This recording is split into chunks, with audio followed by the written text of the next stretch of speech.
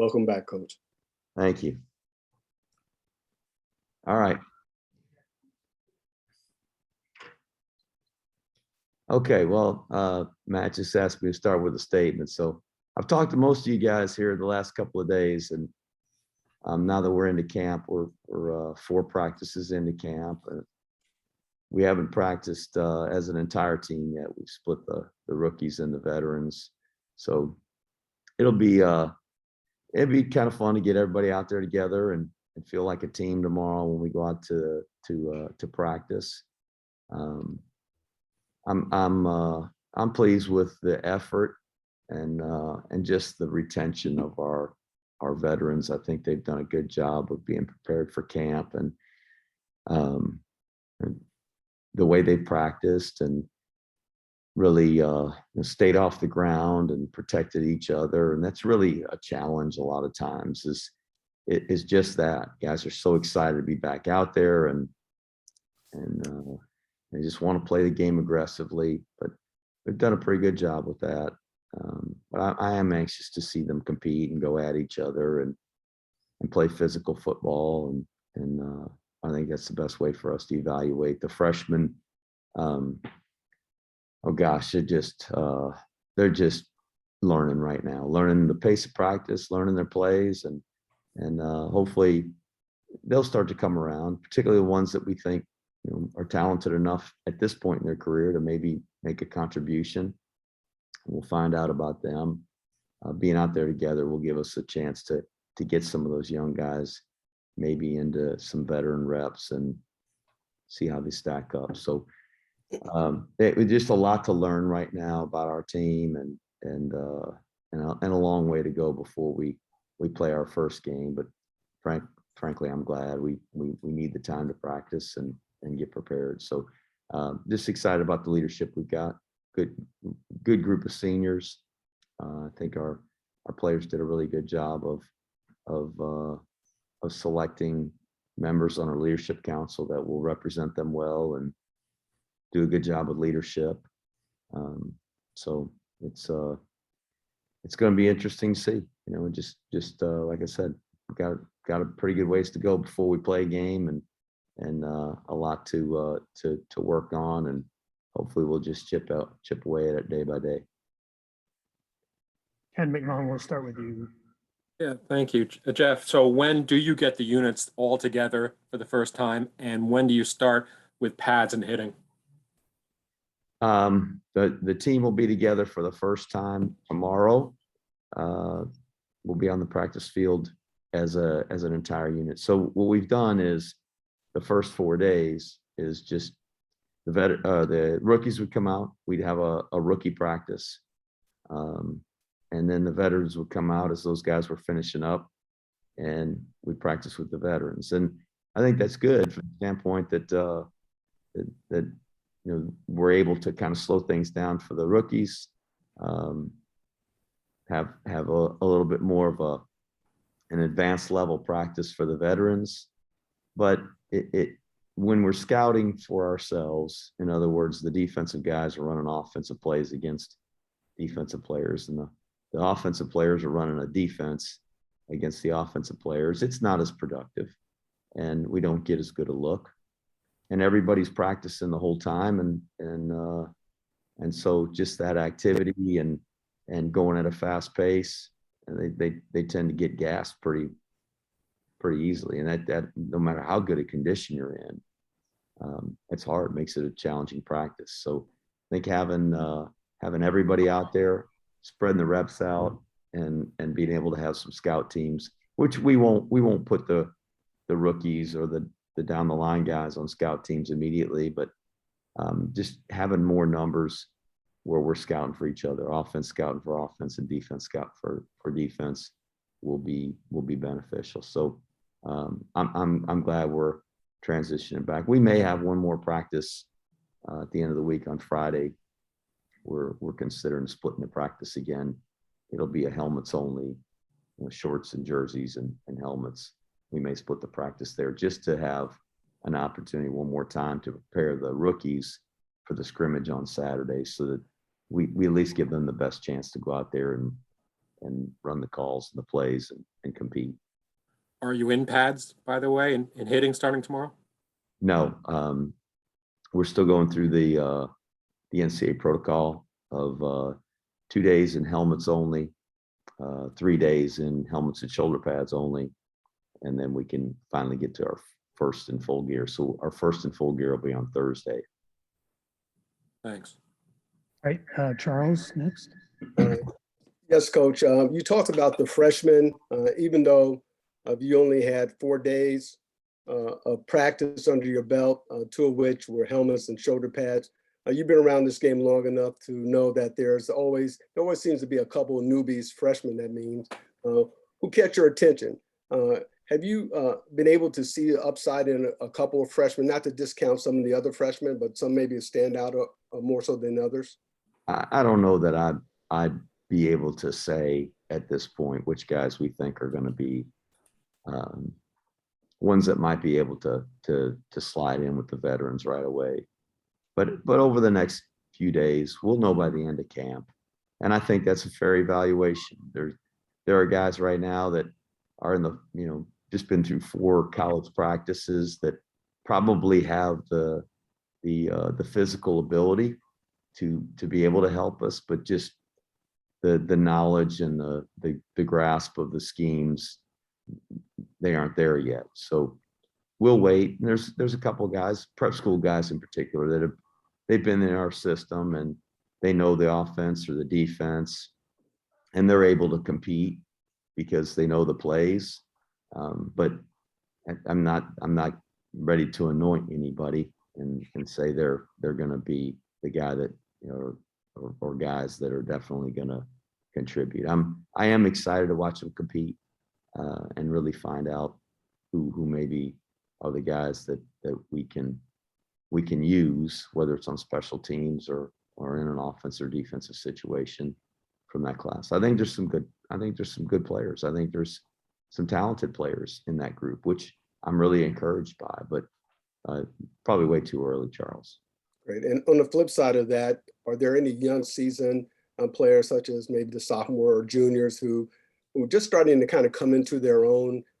Any such players that caught your attention thus far? Gosh, let me rattle my brain here on the guys that were maybe coming off their freshman year. No, we can see some promise in some guys, some talent.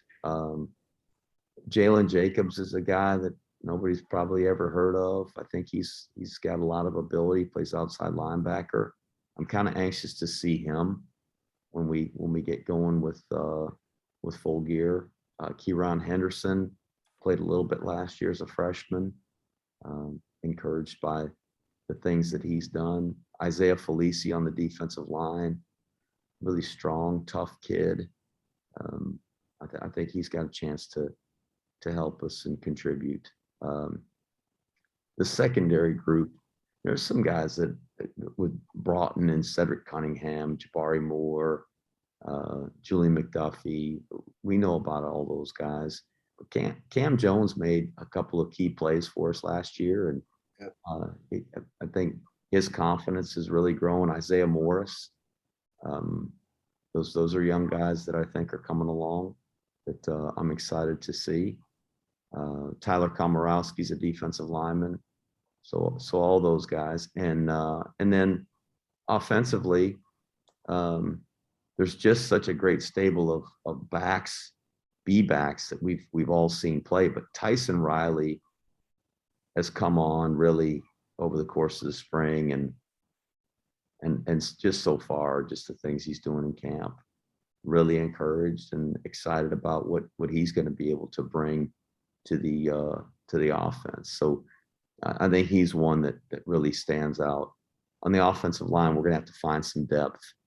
But a lot of those guys that are kind of finding themselves now in the mix and battling for those positions are guys that have been around. They're older guys that have grown up in the program, and that seems to happen on that side of the ball, or I should say at that position.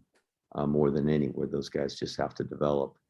Cole Catterbone's a guy that nobody was really talking about at the beginning of the year last year, but he's such a tough kid and such a competitor. To be a junior this year, and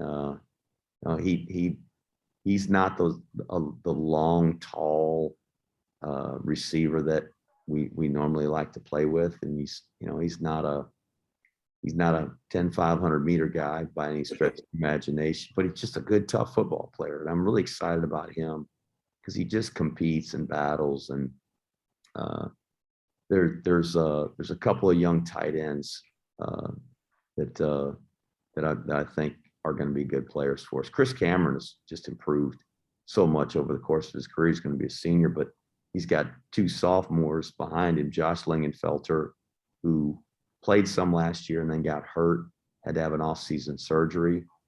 But he's going to be a really good addition for us this year, and hopefully he'll stay healthy and we'll have him full time. And then Simon Dellinger, who didn't play at all last year, had a really good spring, has really developed physically.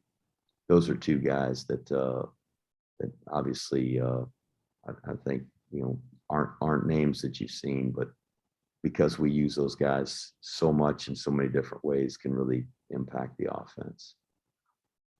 Thanks, Coach. Ken Kraetzer, go ahead. Thank you. Good afternoon, Coach. You mentioned in just now the offensive line, an area where you have to replace 4 starters, but you do have Conor Bishop, and you've got players that you gave time to in spring. How do you feel like the offensive line is maturing, and the players that are identifying themselves that you can count on? Connor Finucane has started games. He's a true sophomore. So last year, the true freshman started some games and played a lot for us. And I think he's a very capable, really tough football player. Dean Powell has started games. Noah Knapp has started games. Mason Kolinchek has started games. All those guys are in the mix. Boobie Law, who played a lot last year. There's a freshman, now going to be a sophomore. There's another young guy, as Charles was asking about.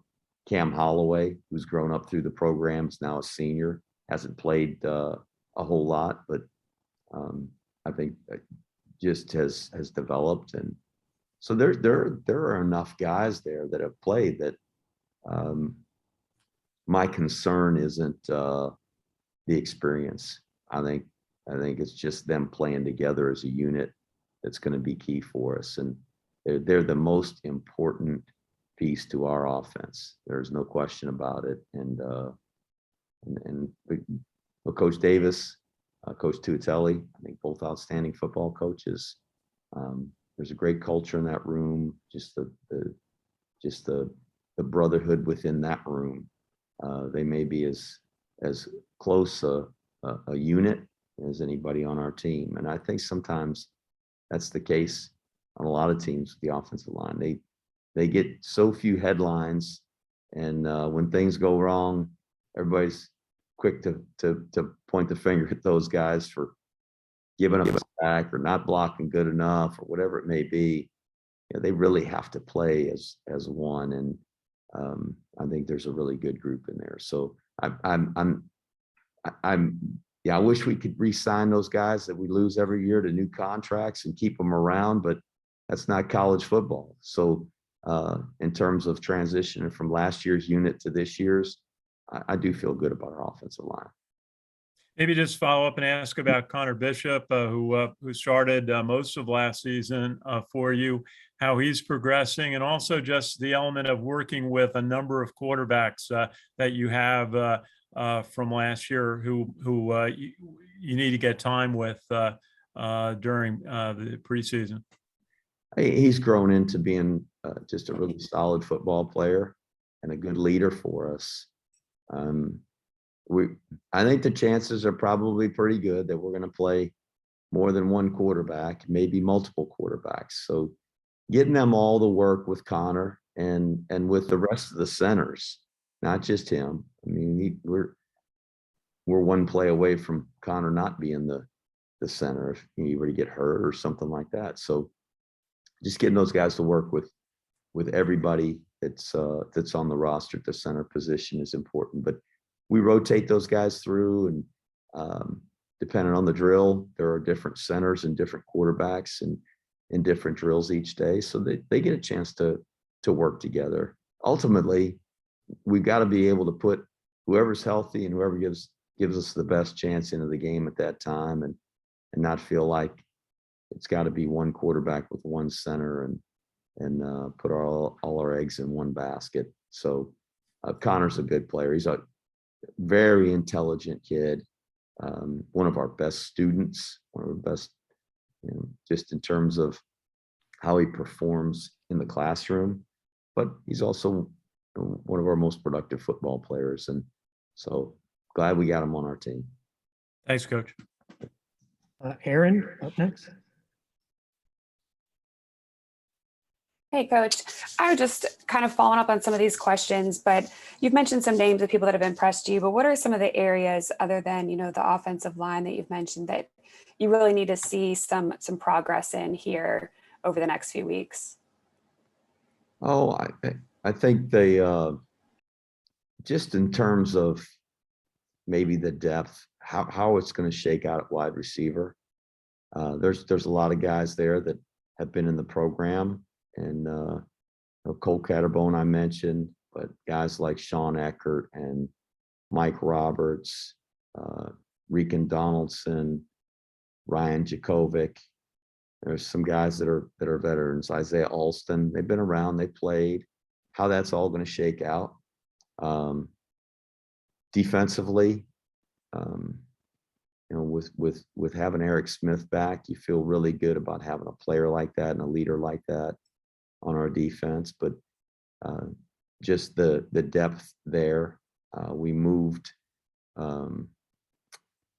Wilson Cato from inside linebacker to B back. Not that we needed another B back. We just felt like for him to be able to contribute, and whether it be on offense or defense, he's certainly a special teams contributor, but to get him in the game.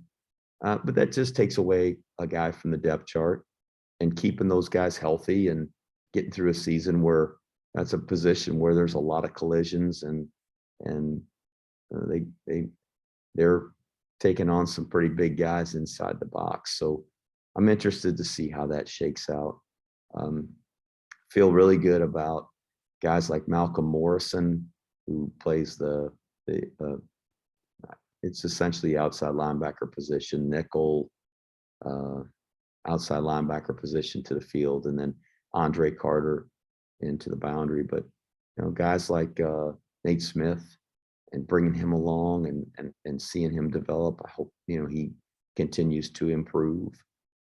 But I think both of those positions are kind of stacked a little bit with some younger guys, inexperienced guys that like the inside linebacker position that don't have a lot of playing time on defense, and we need to really find out about them. The defensive line has got some veteran players with Cockrill, Bonsu, Duran, guys like that, but the rest of that group is going to need to come along because they don't have a lot of experience. So there's still some places where we're never probably going to be in a place where we feel like every position, offense, defense, kicking game, we're just loaded up with guys, and we feel really good about our depth. It's just the nature of it. But the kicking game, to have Harding back, who I think is an outstanding punter, I'm excited about him. We got Quinn Moresky back, who was the field goal specialist for us last year, with Sawyer's handling kickoffs. Now it's Sawyer's gone, and Cole Talley back in the lineup after not playing last year. I think he can be our kickoff specialist. He's got a really strong leg. But with Harding, there's Brooks Jose, who's another senior as a punter. Billy Belkey, I think both of those guys are good players. The least experienced group on the team probably is our long snapper. So Ryan Aguilar and Pat Sesniak were both freshmen a year ago. Aguilar had to snap in the bowl game because our our snapper was out for the game. So he has that experience. He did a good job, but we're going to find out a lot about those guys, and it's a very critical position, obviously. I know last year was obviously very difficult for multiple reasons with the pandemic and the changes of schedule. Mentally, where do you feel like the team is at right now, kind of getting that behind them going into this year? I think everybody's excited about this year for sure. And well, last year was a tough year, but it was a great year. Yeah.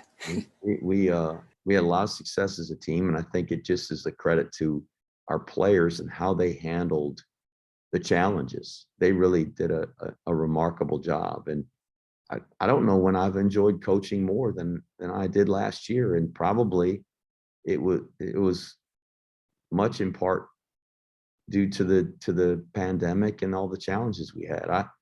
It was a challenge for all of us. And I think anytime we overcome challenges and succeed, there's a sense of pride there. And I'm really proud of last year's team and the guys that we have on this year's team that were part of that of what we went through last year. There is excitement and anticipation for this season coming up. I don't know if we'll win a game. I don't know if we're talented enough to beat anybody on our schedule, but I hope we can turn into a good enough football team that will be able to compete every week. And I think every week's a challenge for us. Every time we play, it's a challenge for Army to win. And our guys, I think, recognize that challenge, and they embrace the need to come together as a team and play really well together. And I think that's our strength. And if we do that well this year, I think we'll at least have a chance. All right, John from the AP up next. Hey, Coach, welcome to the 21st century, being on Zoom. Yeah, it's not worth a darn. It's better than last year, I can tell you that. Yeah. Can you talk about your schedule?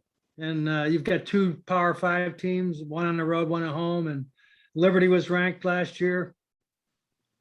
There's a bunch of good teams on that schedule. I mean, just go right on down. We got conference champions, people that have played for conference, teams that have played for conference championships just in the last year or two. I mean, it's a challenging schedule. So we've got our hands full for sure. The biggest challenge we got is ourselves right now. Just trying to be the best that we can be. Our opponents are tough. They're tough enough for us, to not make it tough on ourselves. And that's the biggest challenge for us, is trying to develop as a team, to maximize our potential. Because if we don't do that, we won't have a chance against any of them. Starting with Georgia State at the beginning. They're a very talented team. The last time we were in Atlanta, they beat us. I know that they got on their team, and they're just extremely well coached. And so we got to concentrate on ourselves and try to maximize who we can be as an Army team. And we'll have a plan together for everybody we play. A plan that we think gives us the best chance to win. And then we'll try to execute it. And if we can execute the plan, then we'll probably have a much better chance to win than if we don't. You had the home field advantage last year in the CIC competition. This year, it's going to be a little bit different with everybody at neutral sites. Is that an issue? Is that a problem? That's different.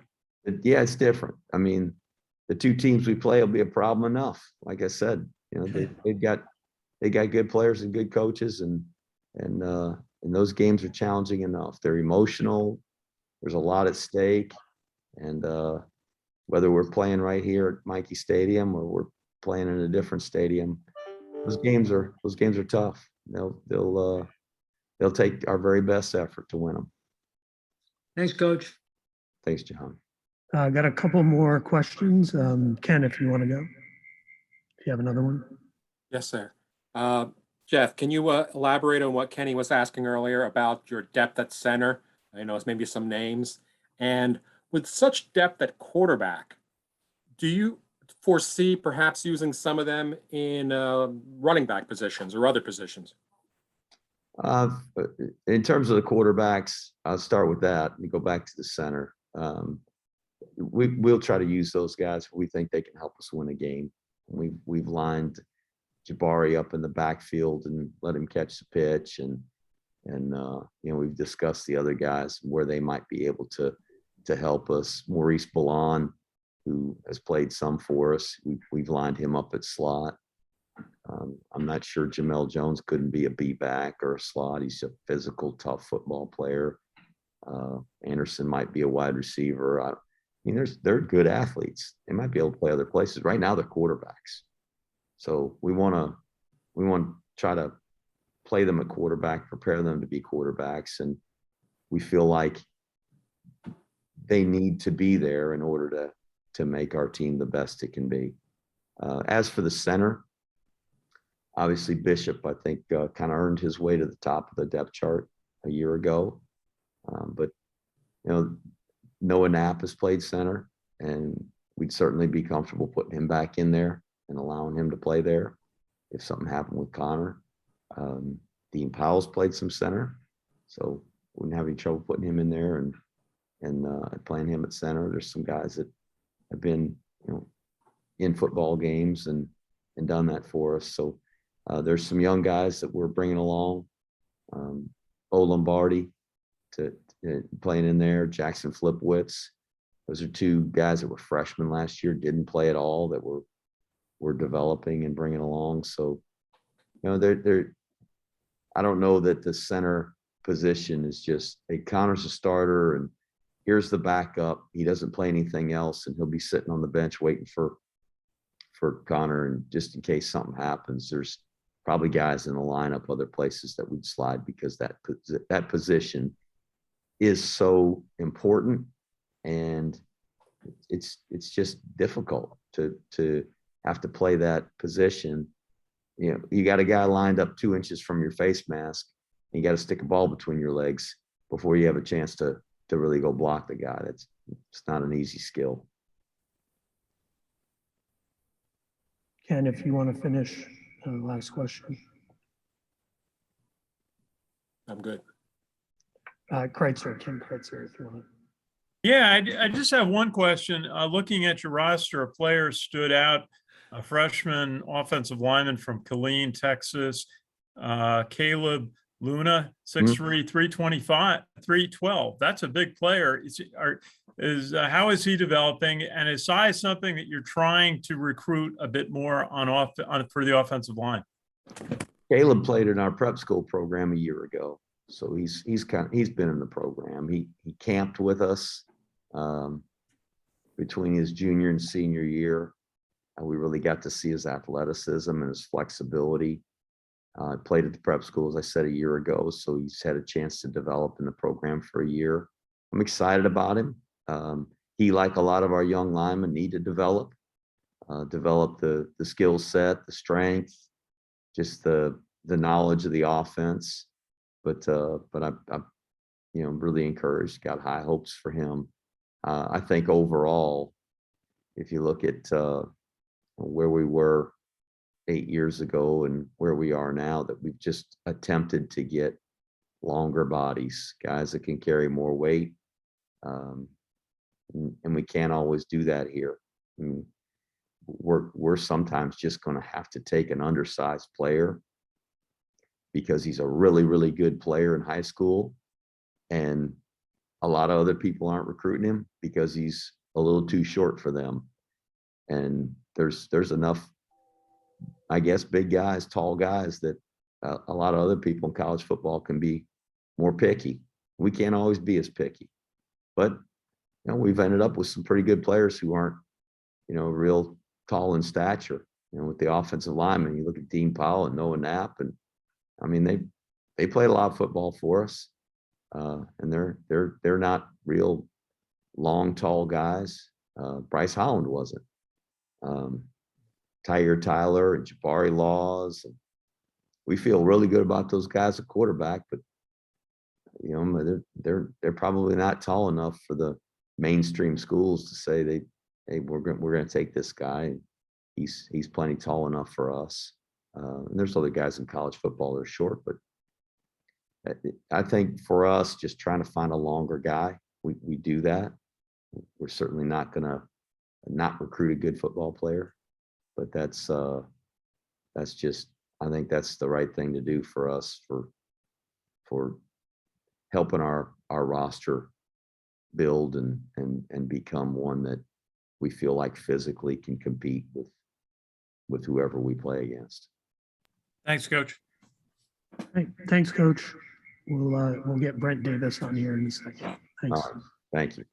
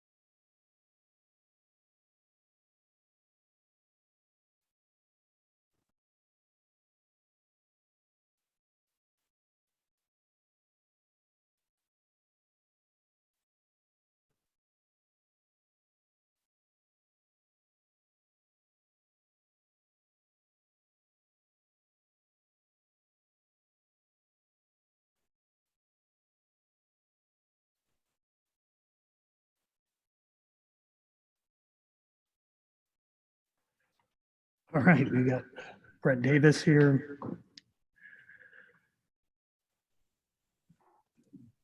We will start with Ken Kraetzer. Hey, Coach, how you doing today? I'm doing good, Ken. Maybe just tell us how the summer camp has gone. We're obviously interested in the development of the quarterback position. We were talking about the offensive linemen and slot backs and receivers. Maybe give us an overview.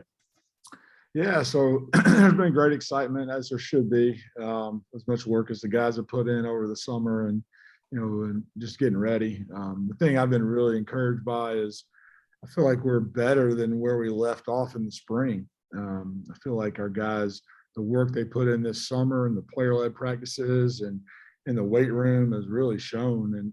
So we didn't pick up where we left off. I think that they've elevated some things that we really needed to work on. And so that was exciting, first and foremost. The attitude's been great, as it always is. But it seems like there's a resolve to, really improve and maybe a little bit of a chip on our shoulder, hopefully so far. Just excited to see, how we continue to develop. As far as the quarterback situation, it's always what everybody wants to talk about. I think we have some really capable guys. I continue to be really impressed with the way that they function as a unit, even though there's really only one of them that can go into the game at any given time, unless we decide to, play one of them somewhere else in a package or something. But they're so unselfish and so supportive of one another. And literally, I don't think there's any way that we go through the season where we just play one of them. I think that would be a disservice to our team. They have different skill sets.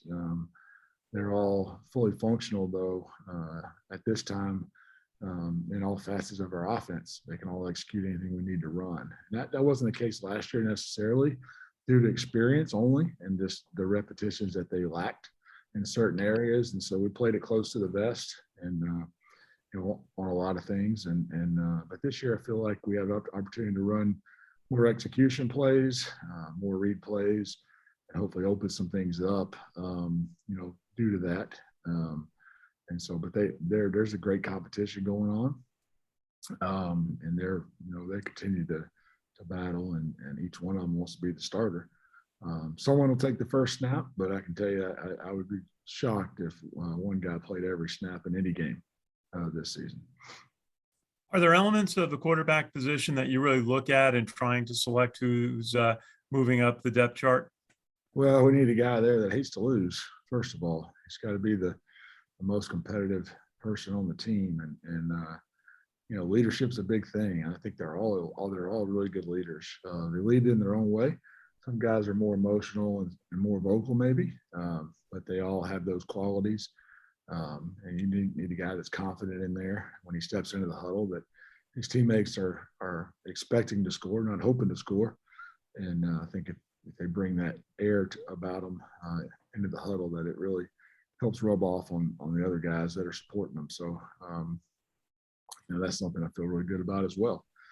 It's just going to be a matter of execution, Ken, like who's executing the best, who gives us the best chance to win. It could be different from week to week. It could be different from quarter to quarter, situation to situation. We're really working hard, and they are too. They're preparing for whatever we need. There's no way to make a plan for who's going to do what at this time. We haven't played our first snap yet. Thanks, Coach. Yep. Ken McMillan. Hey, Brent, how are you? Doing well. How you doing, Ken? Doing well. Brent, to stay on the quarterback question, tell me about the use of the quarterbacks in other positions. Jeff just spoke about it, that, you'll put people where they best belong, especially if they're not getting, PT at the starting or backup role. Well, one of the things that's unique about our offense is that we're going to recruit athletes at the quarterback position, and a lot of times they can play other places. Their skill set, we rarely take a quarterback that we don't feel like could play somewhere else, because if they couldn't play somewhere else, they're probably not the quarterback that we want either, to be honest with you. And because the skill sets that we need athletes, guys that are dynamic with the ball, decision makers, guys that could be good point guards, and then basketball, if they play basketball, and a lot of them do.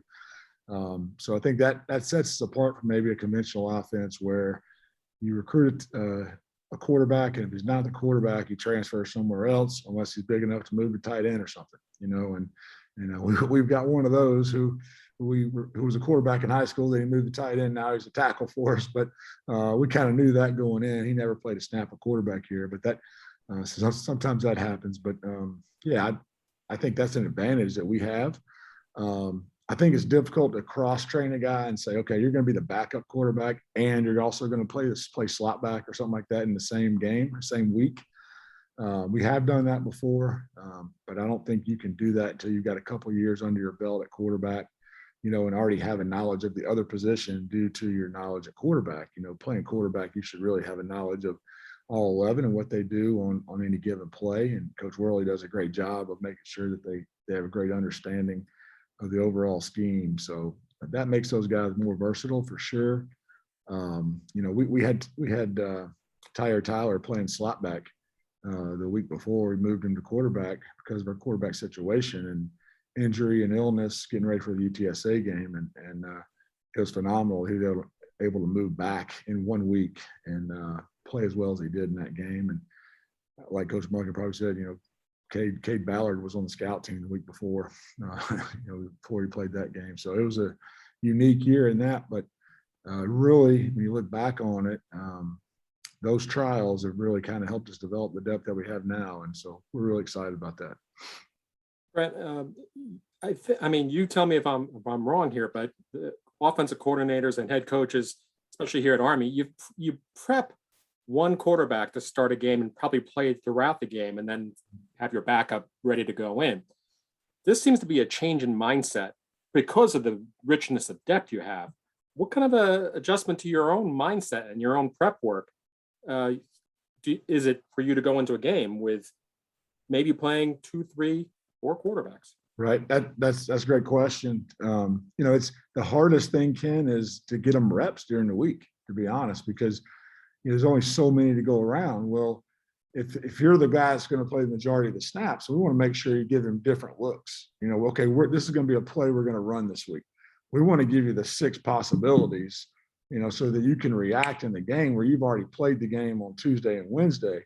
And when you start spreading those reps out, it makes it very difficult. So, what you can end up doing is, not having guys as prepared as they could be. So I think you have to maybe have a set of plays for each guy going in. It may change from week to week, but hey, this is what we're going to major in with you.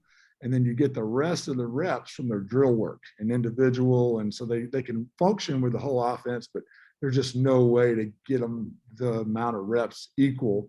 You've got to go in and say, okay, we got to go ahead and give this guy the most. And then there's no way we're going to split the reps between 5 guys over the course of a week of practice.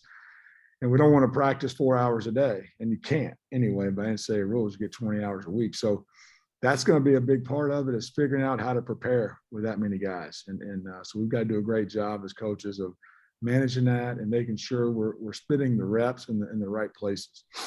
But you also want to protect against showing your hand too. If you got the running quarterback and you got the passing quarterback, you know what I mean? Yeah, I know that it won't be that. I mean, we're aware of that for sure. And that's one thing, maybe last year that was the case a little bit, but we also had the quarterback that could run replays and the one that couldn't. So those guys have worked really hard. And again, that was just a repetition thing, not an ability thing. The center quarterback exchange was with 5 guys that played last year and 4 that started. That was an issue in and of itself, and we held our breath at times for that. And the fact those guys were able to make that work with 5 different guys and played 2 different centers. That to me, that was incredible. We had other teams that we played had a similar quarterback situation and won 2 or 3 games. Thanks, Brent. All right, Charles Grevious next. Yes, good afternoon, Coach Davis. Hey, Chucky, how you doing? I'm doing well. You have several young, talented offensive weapons. Personally, I think it's safe to say that Robinson at slot and Alston at receiver unique talents. Now that they have 1 year under their belts, do you anticipate being more creative in how you utilize their talents this season, and perhaps moving away from the more standard triple option calls? We're going to do what we do. Our job is also to take advantage of the guys that we have and make sure that the guys that can do things with the ball have opportunity to touch the ball. It would make sense not to do that. In Tyrell's case, he played a lot of football last year. He was just an athlete making plays. Okay. And Coach Wall did a great job getting him ready, but from where he was last year to where he is now in terms of fundamentals and knowledge of the position and things like that, night and day. He's a way more of a complete player now. He's a better route runner. He understands the blocking schemes better. He's a better blocker, just more mature. Not that he was ever immature, but he's just developing. And so I think he's continuing to get better and better. Excited about him. There's a lot of different ways we can use him. All right, and we will. Isaiah Alston, people forget he played very little football last year, Charles. I mean, very little. He just happened to make plays when he did get to play. And then he wasn't really available in the spring. So he's still developing. So, for us to say, okay, we're going to come in and we're going to target that guy. I mean, he's developing, and we're very excited about him. I think it's unfair right now to just put those expectations on him. He's just got to continue to work and develop, and he has a chance to be outstanding as well. Great. And my final question, can you talk a little bit about how you're managing the offensive line, meaning trying to find the right mix with these guys? Sure. Well, again, due to COVID and things that happened last year, we played more guys than we probably ever had, right? So even though it was painful at times last year, where we couldn't get a solid 5 in there week to week to week to week, we had a lot of changes. We developed a lot of depth. And so I think even though we lost 4 players that played a lot of football that started for us, I think that I feel really good about the sum of the parts this year. And the ability for us to have more guys ready and to be better. That's a projection. That's what we're capable of. But I do think those guys are going to put in the work to get where they need to get to. We'd love to play 10 guys. I mean, Coach Tuatelli and I have always said, like, if we could ever have it be like a hockey line and just have line 1 and line 2 and send 5 new guys in there, man, that's what we want. Sometimes it's hard to pull the trigger on that with a center, and send a new center in there. It's just the operation of things. But we definitely want to play as many guys as we can. Feel really good about it. Got 2 young guys that were able to start games as freshmen last year on the offensive line, and Connor Finucane and Bowie Laws. And, they're very talented in the sense that they're a good fit for what we do. And they're both smart football players, and they have a chance to continue to develop to be really good. We moved Connor Finucane out to tackle. Just wanted a little bit more punch on the edge and maybe a little more size. I think that's going to be a really productive move for him and for us. And then Jordan Bowie is at the other tackle, where he played a lot last year. And the guard box, we got great competition, 3-way rotation kind of between Dean Powell and Mason Kolinchek and Noah Knapp kind of battling for 2 spots. And then we got some guys coming on. You look at one tackle, we got Cam Holloway, who's been hurt some, but has played some football, who can be a good player for us. And then Shane Buckingham, we're extremely excited about, who was a quarterback turned tight end, turned offensive tackle. Wow. And really if we continue to work, has a chance to play a lot of football as well. So excited about some young guys. I heard Coach mention Jackson Filipowicz and Bo Lombardi. Those are grinders, state champion wrestlers with balance and strong and just incredible work ethic. So they're all good fits. So I really like the group as a whole, their work ethic and their attitude. And I think we got a chance to have really good depth. Great. Thanks, Brenty. Yes, sir. Sal, if you're ready.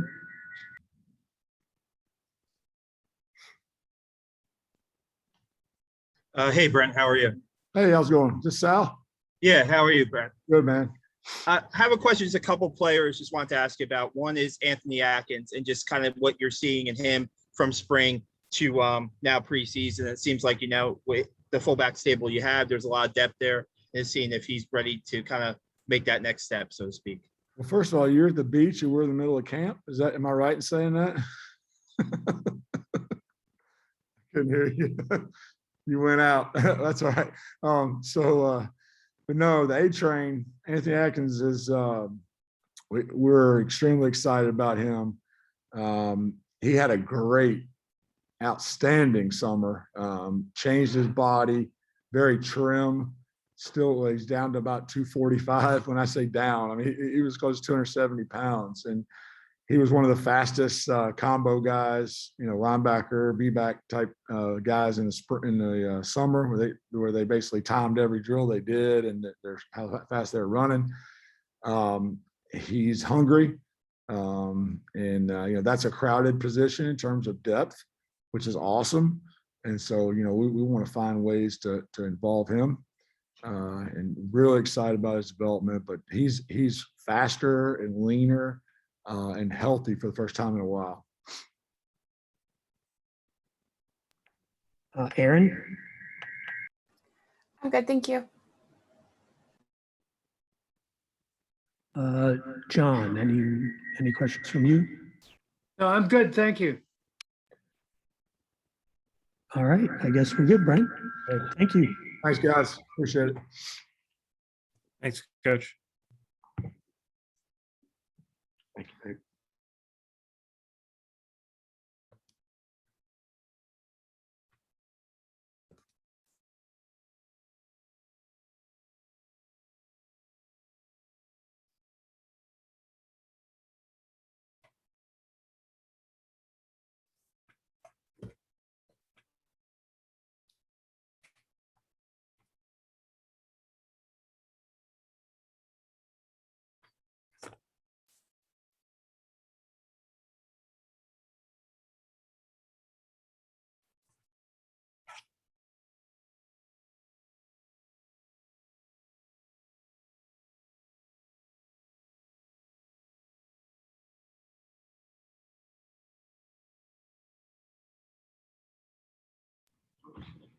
All right, we got Coach Woody here. Erin, if you want to start us off, if you have any questions. Coach, obviously last year, the defense was extremely good, one of the top in the country. how are you seeing that side of the ball progressing and kind of building on what they were able to do last season? I'm not sure that I saw last year's defense, early on. I wasn't sure that we were going to be as good as we were. I felt like we continued to improve all year. As the year went on, we got better and better. And, a lot of that was due to we were stayed healthy, until some of the COVID hit later in the season. But, going into the first ball game, I couldn't have told you if we would give up, 30 or 0, and turned out really well for us. As I look at this year's defense, we got to replace some guys, and we got to stay healthy. Every day in practice, we're always trying to develop our depth, but we still got a ways to go. That was the main emphasis during the spring, and it is still an emphasis early on in camp. But right now, I think guys are picking up the system, and we're light years ahead of where we were last year, going into that first ball game. So, we're all very excited about the opportunities we got ahead of us. We also know that guys make plays, and some of those guys that were on last year's team, they're not with us anymore. So some other guys got to step up and make those plays this year. All right, Ken McMillan. Hey, Nate, how you doing? Good.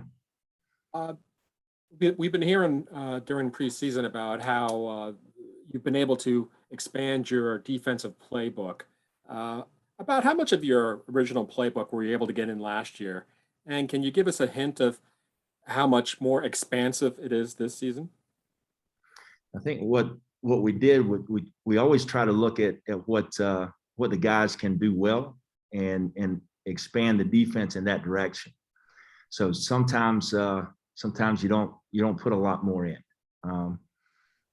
Sometimes you're going to put in more coverage. Sometimes you're going to put in more stuff for the front.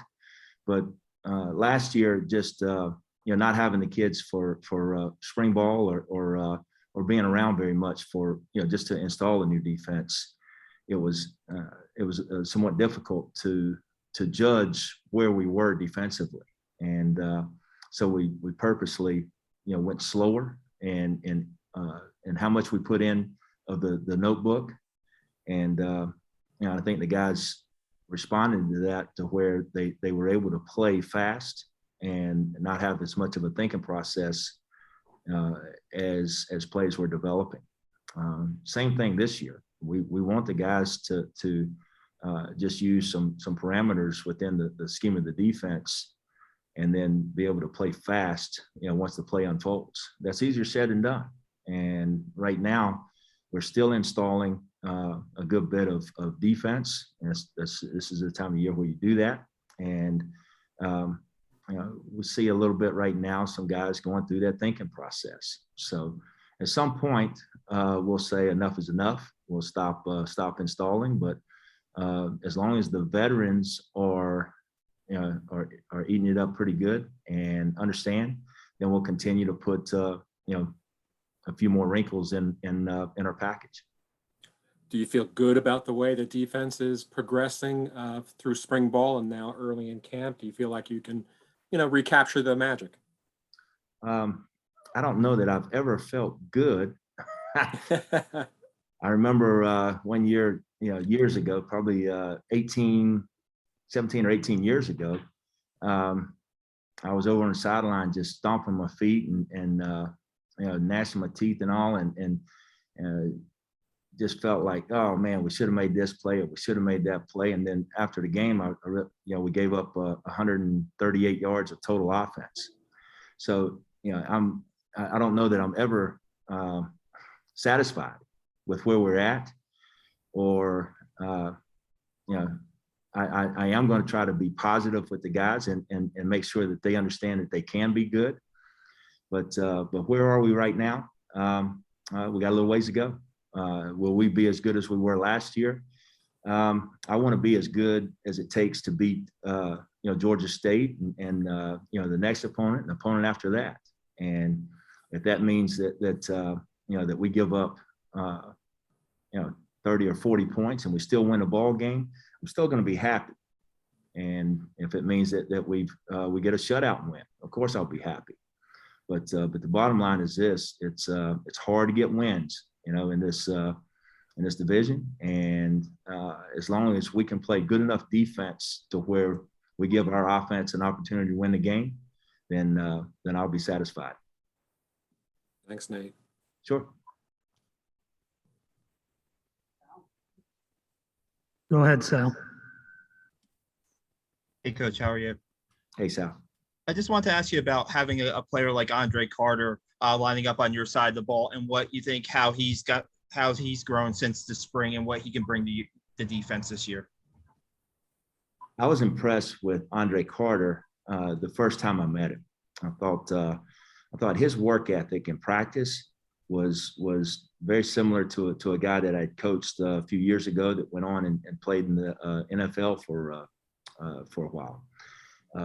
It's just relentless pursuits, and a guy that could see the ball and make plays. So I knew he was going to be somebody that could help us win ball games, no doubt. He had put on a lot of weight, when I first met him, and he probably needed to trim a little bit of that in order to keep the conditioning that he needed and that he wanted. So at a certain point during the season, he got an awful lot more reps, than he did earlier in the year. But again, just to reiterate, the first time I saw him and how he moved and how his vision, his angles to the ball, his desire to get to the ball, his ability to cover space into the boundary and ball skills, great hip flexibility and stunts, and he's got a good speed to power pass rush. So Andre has got a great future, and at that particular position, we're probably a little deeper than a lot of the other positions, and we can afford to rotate a little bit more at that position, which will keep him fresh and let him go as hard as he possibly can. And that's, of course, that's a good thing. Can you, I know there's been some graduation loss up front, especially with Amadeo West. Can you talk about maybe guys who have stepped up on the defensive line early in preseason that you've seen? I think one of the guys that I've really been pleased with is Alston Hill.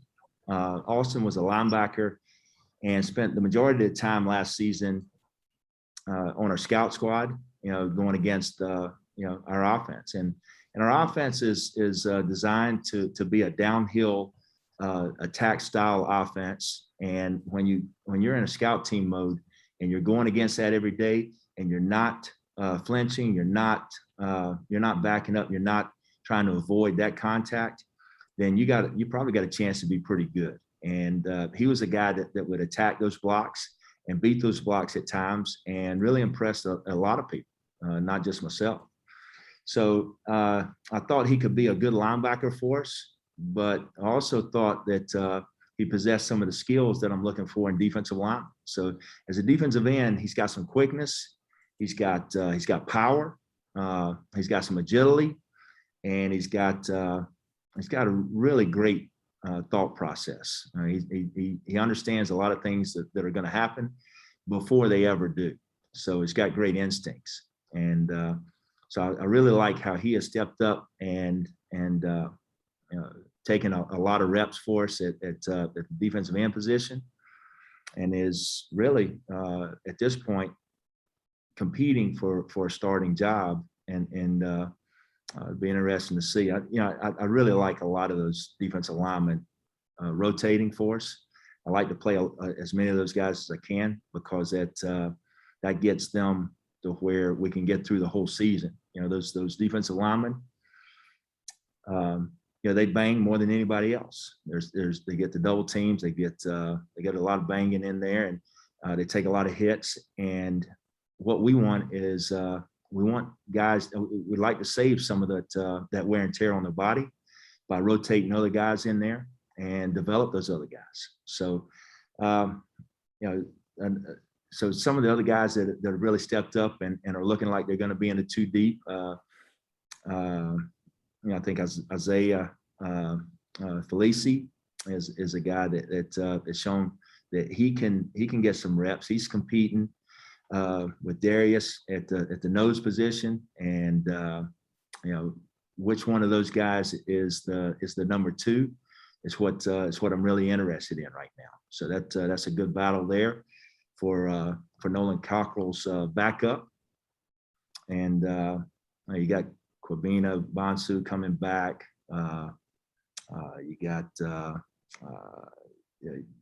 we've got Ryan Duran that can get plays for us in that 2D, and then I think Chris Frey is a guy that may step into the 2D for us and get some playing time.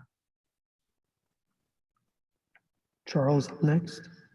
Yes, good afternoon, Coach. Good afternoon. And build off of the two initial questions, based around the experience, leadership, talent coming back on the defense. Here's a group that led the entire nation in total defense in 2020. Relative to camp and even looking ahead to the upcoming season, does the aforementioned attributes allow you to be more creative defensively and or simply do what you do best in your 3-4 defense? I think one of the things that we want to do is make sure that we don't outsmart ourselves. There's an awful lot of X's and O's going on and schemes that you try not to let your defense get out schemed. But the bottom line is this: just make sure that you get match the numbers. If they're putting the most numbers into the boundary, you got to be able to match that. Most numbers to the field. Just be able to match the numbers, whether it's a conventional set or unbalanced or motion or whatever it may be. And then let the kids play. Let them play hard, let them play fast, teach them how to get off blocks, how to chase the football. And, a good friend of mine, coached years ago, Coach Wheeler came up to me. And I guess when I was first getting started, and he said, you got them playing hard. And they get off blocks and they chase the football really well. And I liked what he said. He didn't say that I was a mastermind in schemes or anything like that. And I thought, am I doing good enough with these guys? But it just seemed like it worked.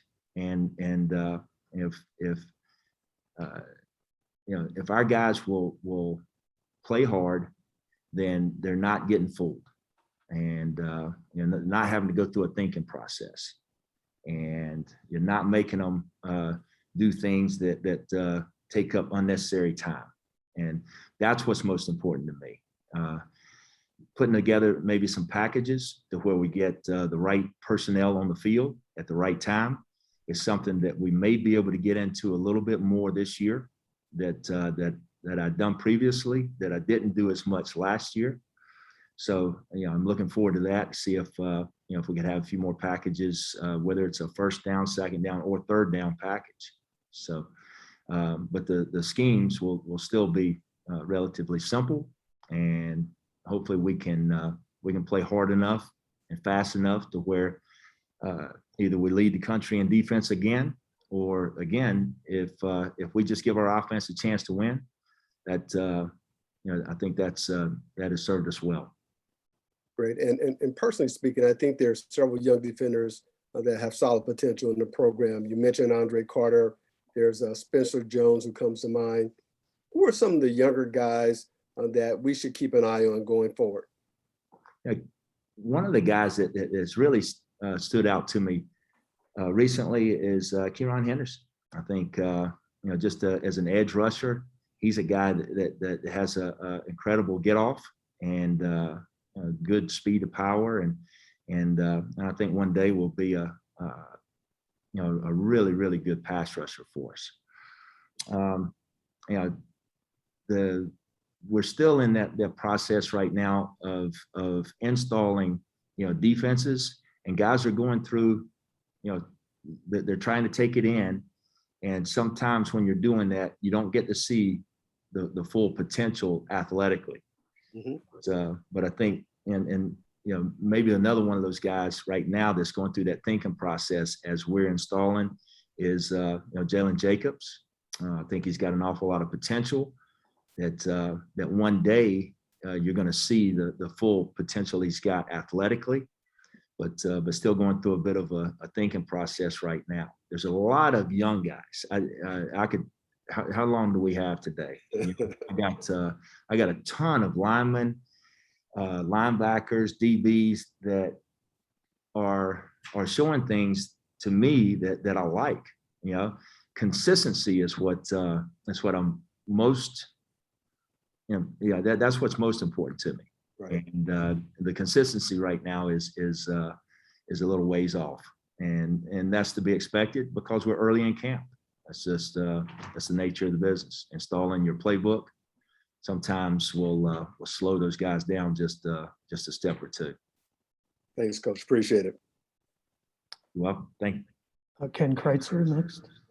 Thank you. Good afternoon, Coach. Good to see you. I guess in college football, they talk sometimes about stopping the run first, but every week last year, it seemed like we would preview the defense, the offensive team by saying their quarterback likes to throw the ball. And how do you approach that when you are going to play a quarterback that is really a top passing quarterback and they have some very athletic, speedy wide receivers? I do think that we played against some guys that could run, and test us on the outside. I know when we lined up against Middle Tennessee, I thought the quarterback was really good at spreading you out and scrambling. And I thought we did a nice job of containing him, but he also did a good job of throwing for, I know it was over 1,000 yards, ran for over 1,000. But he did a nice job of throwing the receivers, and they were really good, more in the short area, the quick game screens, things like that. I thought we matched up well with those guys. But then you get into, Cincinnati had some guys that could really test you down the field. UTSA, West Virginia. I mean, there was a ton of teams that we played against that gave us some really great matchups out there. Our defense, our coverage, was pretty good last year. There were some things that we needed to do better, but we ended up, number 2 in the country in pass defense. And I thought a big part of that was because we were able to get, some takeaways, especially in that last game against, not the last game, the second last game against Air Force. We're able to get 3 takeaways, and end the game with an interception by Arik Smith. So our corners did a nice job of not giving up easy balls to beat us.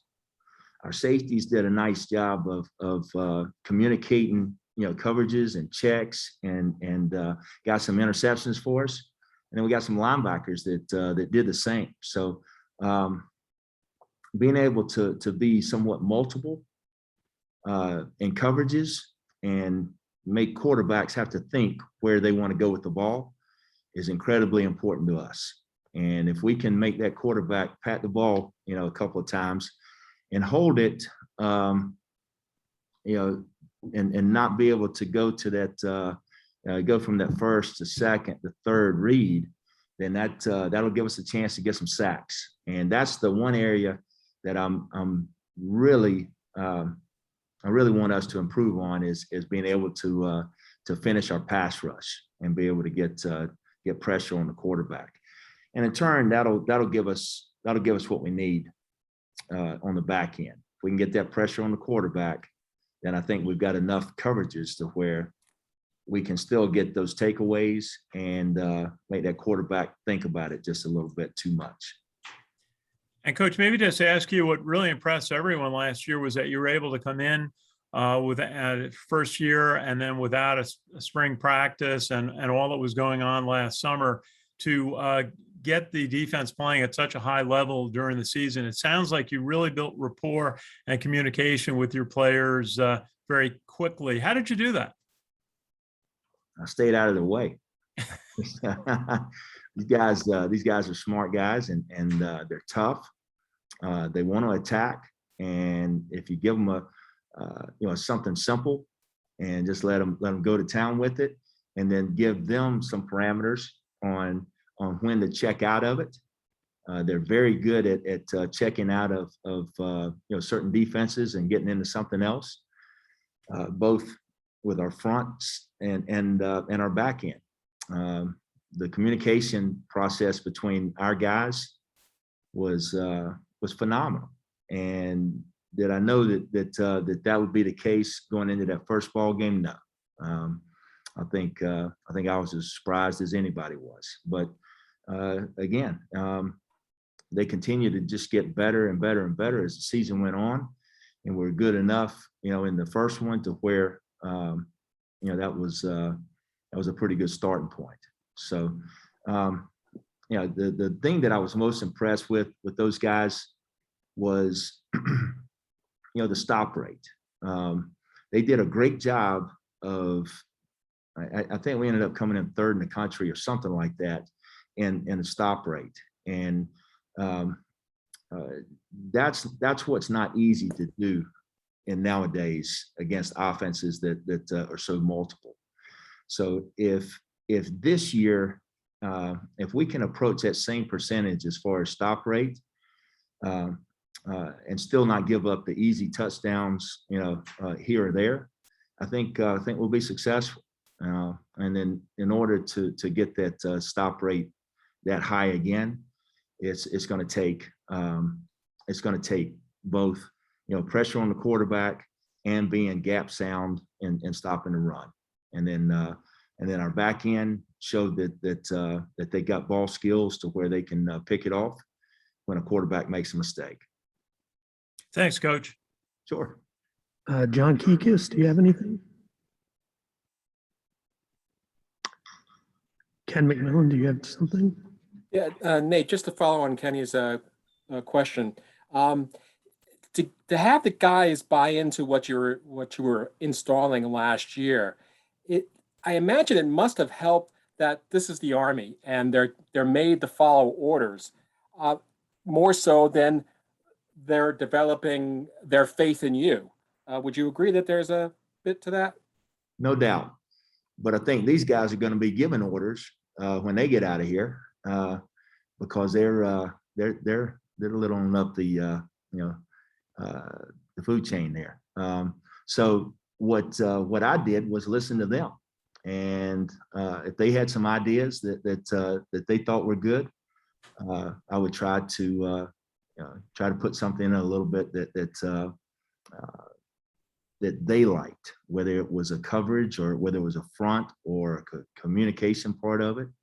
I got a lot of information from them, and we used it and went to town with it. And you're right, they do take orders. They're very disciplined. They're very humble. They work hard.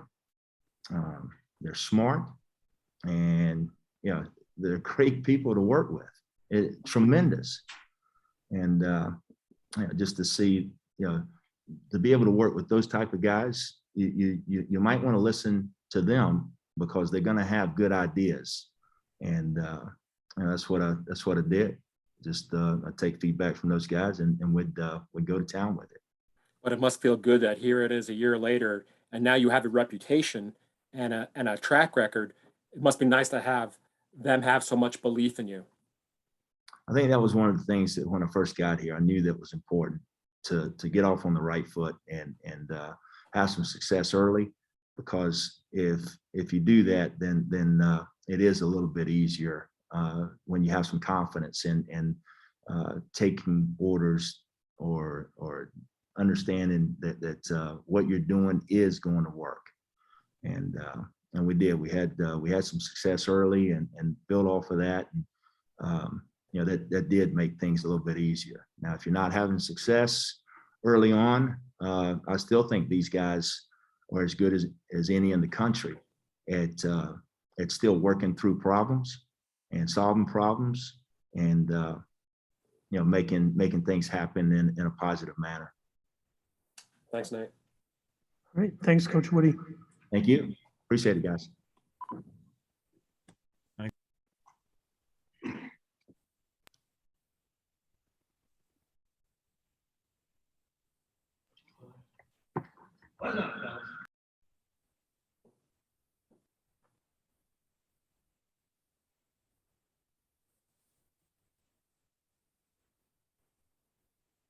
Gotta go.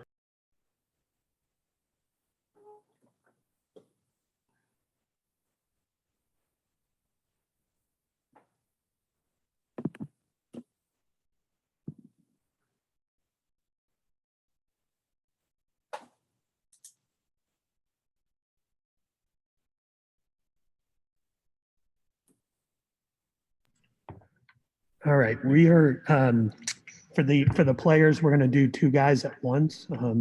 So first off, we have Marquel Broughton and Cedrick Cunningham Jr., both captains, one or two of four captains this year. If you want to start, Sal.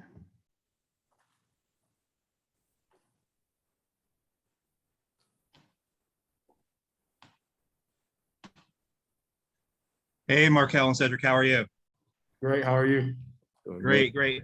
How would you describe so far early on in camp with, having four guys on the defensive side and kind of balancing that leadership between the captains? How has that worked out for you guys, would you say? I would say it goes pretty well. We kind of know our role. We all have different personalities, and we kind of just use that to kind of lead the team. And I think that in every instance that we've had so far, we've done a good job kind of putting it together through all of us, trying to figure out who has like the best characteristics for whatever problem that kind of comes up.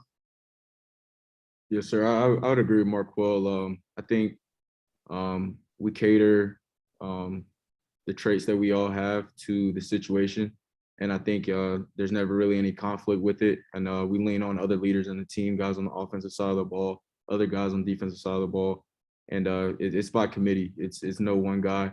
We just all do it by committee, and it's been going well. Can both of you talk about the talent that you have returning in the secondary, and what do you think, like, what are some of the goals back there this season for you? I know Coach Woody said you guys are certainly playmakers back there, and maybe if there's the pass rush will create maybe even more opportunities for you guys this year. Yes, sir. I'll speak on that. I'll say we have a large amount of talent coming back, and a good amount of talent coming in as well. And what we have to do now is offenses have seen us on the field and how we play, and we have to just be able to adjust quickly and be able to continue to study up and play fast. And the talent will show with the work. Talent only gets you so far, and we have plenty of it, but more importantly, we have guys that carry by each other and guys that work really hard, especially on that back end. And we pride ourselves on bringing up the younger guys, so if their number's called, they're ready to play. And that's just how we carry ourselves on the back end. And to kind of answer on your goals, we just want to get the ball back. Like that's our job. Stop the offense and then get the ball back, or do whatever we can do to put our offense on the field, because we know what our offense is able to do and what their capabilities are. And so that's really our number one goal. All right, Erin Summers. You mentioned that each of you have different, I guess, what did you say? Strengths as leaders. What would you kind of characterize each of your strengths on that side? All right, I'm gonna make it's a little kind of joke that we have. So we got Nolan, he's the muscle. Arik, he's the muscle. We got Ced, he's the hero, and I'm the voice. It's just like something that we got that Ced said the other day. It was kind of funny. So, but no, Cedrick and I feel like we're really big on like kind of just trying to get people going, like we're energy, and Nolan and Arik, they are the example of what you want to be when it comes to work ethic, knowledge in the game, and just the people that they are, So I kind of just say that, I don't know, it's cool because me and Cedrick are kind of alike, and then Nolan and Arik are kind of alike, but we all kind of have just something that one special thing about us that stands out, and I can't really pick like each one, but it's all different, and it's pretty cool to see like how we kind of come together and how we lead together. Thanks. Yeah, I think he said it perfectly. I can't even add anything onto that. I would agree that me and Marquel are similar, and trying to get guys cranked up, ready to practice for having a bad day, just getting guys going. And Arik and Nolan do that as well, but also I know I can look at them and look at what they're doing and see their work ethic, and it just makes me want to go even harder. So I feel like that's their biggest strengths, those two, as well as their vocal leadership. All right, Ken Kraetzer. Good afternoon, Cedrick and Marquel. Good to see you both. Just on that point, 4 captains on the defense, how do you communicate, lead, work with players on the other side of the ball on offense and other parts of the team?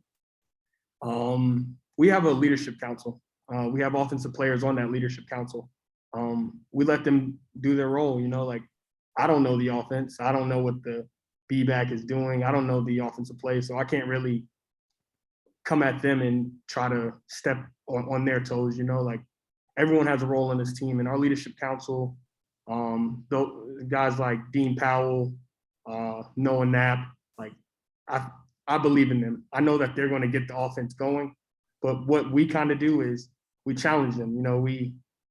When it's verse O versus first D, like we're chopping at the mouth. We're pushing them to the max, and I think that's what we do to kind of make sure that they're doing okay, even though we know they're doing okay. But that, I think, just challenging them in those type of periods and just things in that nature, I think that's how we kind of lead the offense. Yeah. And I would say that I think the role of a captain, whether it be offense or defense, is to uphold the standard and to be, a model of the standard and to call it out when it's not being held. And I don't think it matters what side of the ball you're on to be able to do that. It just so happens it's all defense this year. But like he said, there's numerous guys on the offensive side of the ball who are just as worthy of this position. And they do a great job of holding themselves accountable. And as a team, that's just the role of us four to just uphold that standard. And maybe just ask you both about, we heard from Coach Woody and we asked him about what he did when he came in to help the team become effective. And he said he listened to the players, listened to the seniors on the team, perhaps. How is it, maybe you could describe working with Coach Woody and how it's gone and why it seems to work so well? Yeah, so Coach Woody, he's very player oriented, and he has a lot of things in his toolkit, but he's gonna bring out what suits us best, what suits his players the best. And I think that's what he was referring to when he made that comment. He won't put us in uncomfortable situations if he knows that, we're not as good at doing something. But he just always seems to put us in great positions, great spots with the playbook, with the calls, with signaling, with every piece of everything that we do. And if something's not working, he'll ask for feedback and we'll give him feedback, and then he'll go back to the drawing board if need be. And he's a great coach for that. I think that's a great way to have a successful organization, a successful defense. Very good, Marquel. And just to kind of add, I think we connect with Coach Woody because this team is filled with energy. You come into our weight room, you see from the first time Coach Hughes comes out there, everyone is riled up and just going crazy. And that's Coach Woody. He has like little moments where he can really just flip that energy up and flip that energy on. And it's just, I feel like once our energy is kind of connected, it was just boom, everything just started to connect and everything was just going, and it just felt good. And he's very trustworthy, like when you can trust a coach, which you can trust any coach on our staff,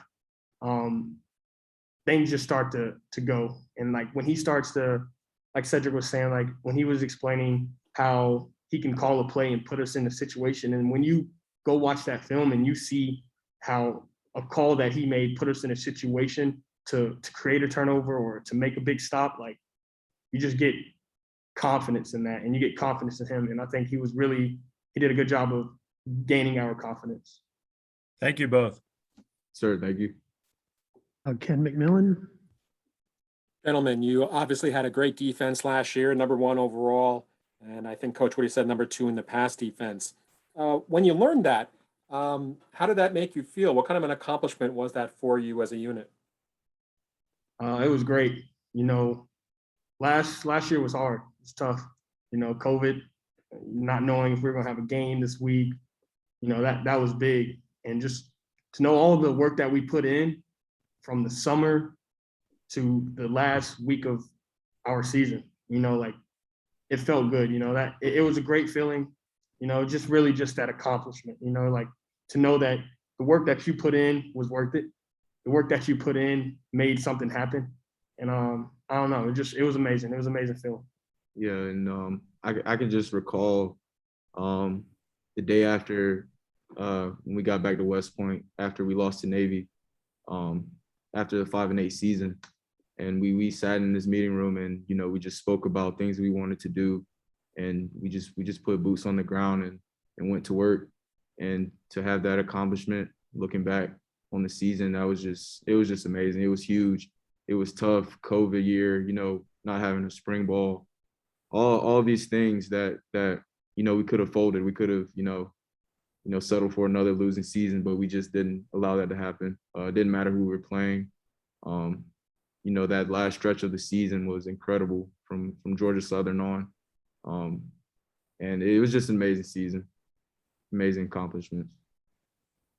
Gentlemen, I know that you had a schedule that featured a lot of 1AA teams last year, and this year the schedule kind of ramps up a bit. Do you think you can match what you did last year, and what will it take? Absolutely. I think it's more about us. It's not about who's on the schedule. We look at these offenses and what they do and their personnel, and a lot of them are similar. The players change, but what doesn't change is the work that we put in and the confidence that we have in our coaching staff and each other, and that just that belief that radiates throughout this building. And I just know that that's going to translate on the field, on the practice field, in the weight room, and everything that we do in this program. And with that just gives us ultra confidence to just beat whoever's on our schedule. It doesn't matter, 1AA, FCS, it doesn't matter who it is. And I think Cedrick said it the best. I can't really add anything else to it. It's us who we have to worry about every week, and that's what we're going to do. Thank you. John, any questions? John Kikis? Yeah, does this year, can you hear me? Yes, sir. Yeah.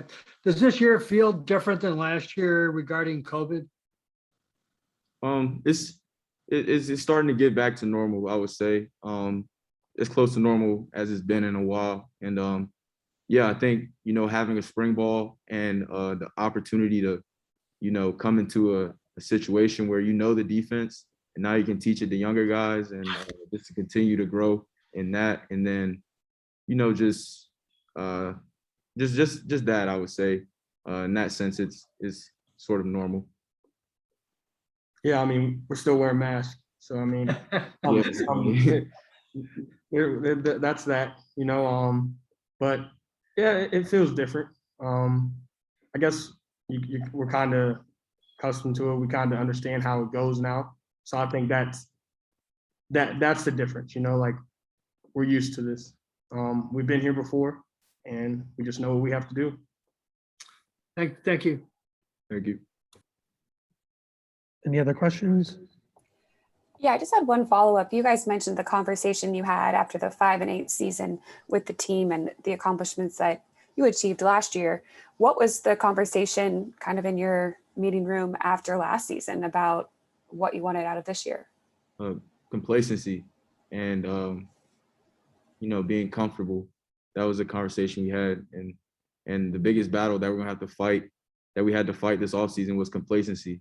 And when we would see it start to creep in, we had to stop it immediately. And I believe that that's the biggest threat to success. And I think up to this point, our team's done a great job at combating that. And I think that we put in the work, and we're going to continue to put in the work to be successful this year. Yeah, and another thing is focusing on us. Coach Monken preaches to us, Army beats Army. If we follow our plan and we do our job, we'll win the game, and that encompasses forcing turnovers, running the ball, stopping the run, doing things in that nature. That's what wins you football games. And that's something that we weren't really focused on in that 5-8 season. We didn't look into the little things. We didn't pay attention to the little details, to not wearing a hat in the building, to just little things, little things that we were able to correct each other on to gain that trust and gain that confidence in each other. So I think that's another thing that we talked about, but it's something that we learned from, and I'm glad it happened.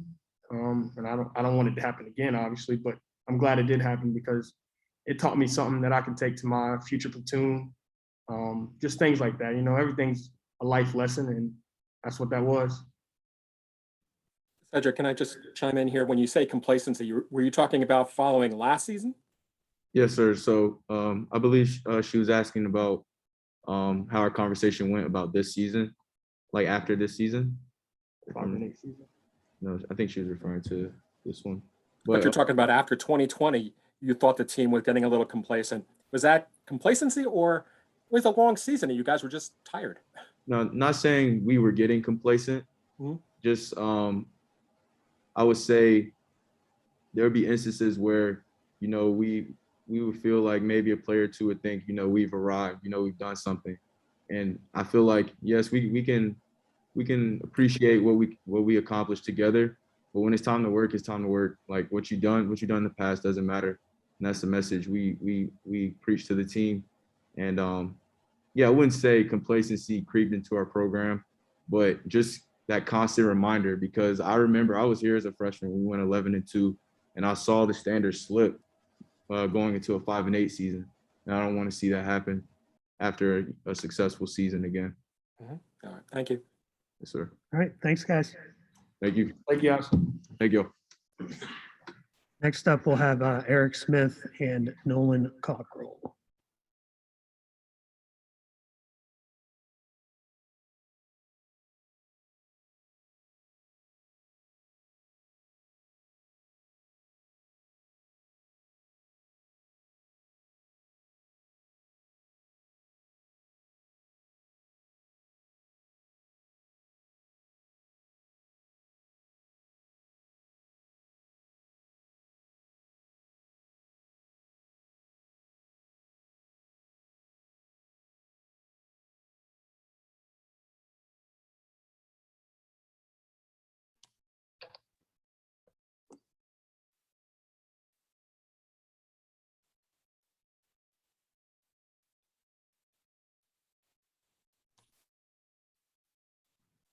Sorry for the delay.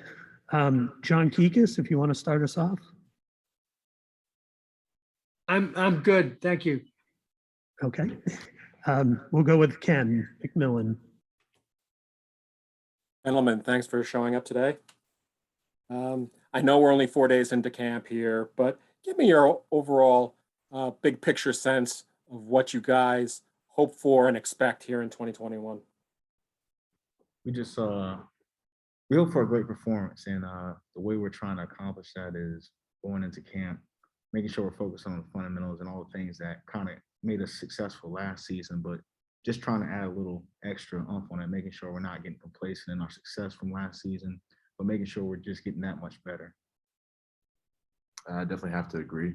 Just always improving every single day, focusing on what we can get better internally, focusing inward on this team, and just always pushing a little bit every single day.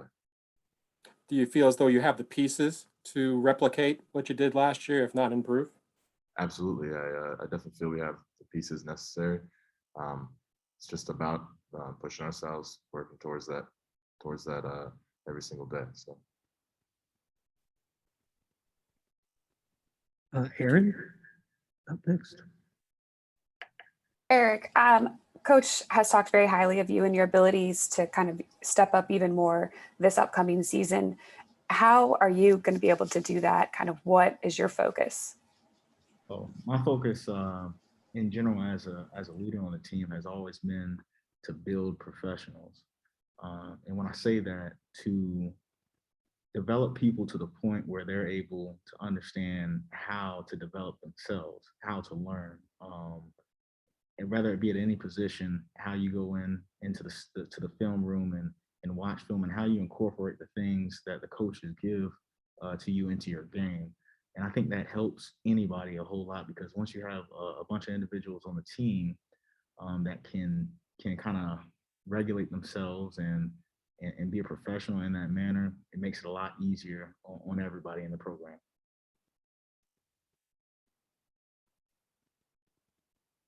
Sal, up next. Hey, Nolan, can you talk about holding people, the players and the team accountable as the role of a captain, basically, and how, Cedrick and Marquel were saying it's kind of a group effort, it's a team effort. How have you factored into that role? How you gotten accustomed to the role of being captain? Yes, sir. I feel like it's always just like Cedrick and Marquel talked about. It's just about we have a team of leaders. And especially when it's your own teammates, it can be difficult to hold each other accountable just because they're your peers. But always maintaining the standard that we have as a program. Like Coach Monken always says, high expectations don't survive low standards. So we're trying to uphold the standard every single day in the little things, on the practice field, in the locker room, in the classroom, down in your company area. Just everything we can do as a team, to uphold the standards that we have as a program. Ultimately is going to lead to more success in the field, and just tying it all in together as leaders in the team. Everyone really in the senior class had a part in that, and just maintaining the standard as a team. So.